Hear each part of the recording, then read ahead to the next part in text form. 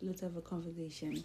If you're my friend, we probably had this conversation already, and I've already preached about it or something like that. I've been reading a book called Cleave to Bliss. It is an amazing book, and I recommend every person, married, unmarried, looking to get married, to get this book, right?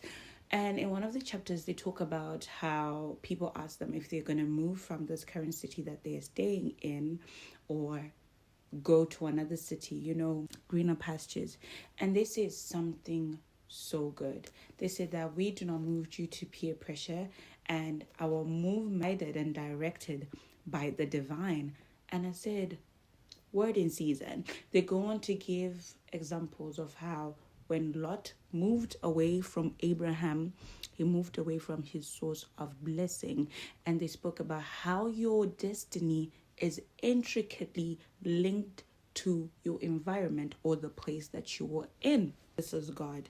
So what are for? And I was thinking about it. I was like, okay, if you're in this city, St. John's, majority of the time you want to move. If you're in Africa, majority of the time you want to move to Europe, to America, or wherever. But I think we tend to take out God a lot out of to go there, and then we want to ask God to bless the place that we've already gone to. And this is wrong. Why? Because sometimes God would have placed you in a particular place in order to mold you for your destiny. And I can't help to think how many times we've abnormally removed ourselves from the environments that were supposed to benefit us in the future, which is so amazing and so divine that Pastor John T today was talking about having encounters. And he said encounters would save you 1,000 years of labor. And this is just to say that majority of the times we move because pastors or job or whatever. But have you ever thought to actually sit down and consult if God actually wants you to go to say place?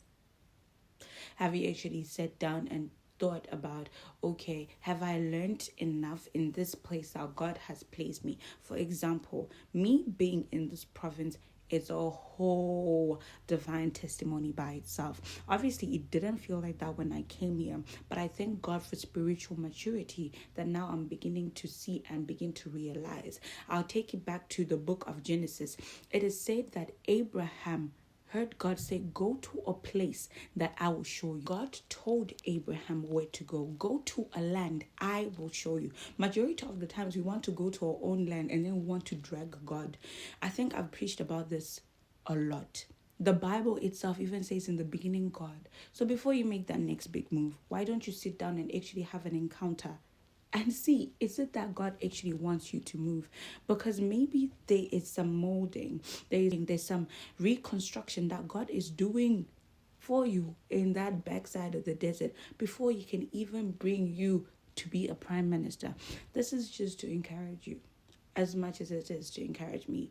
If you know me, I've wanted to move out of this province for the longest of time. But reading this chapter and just listening to what everybody has been saying, it's really showing how we need to intricately involve God in every single detail of our life, even as minute as moving. In fact, it's not even minute, it's a big deal. So this is to students. This is to my African people majority of the times.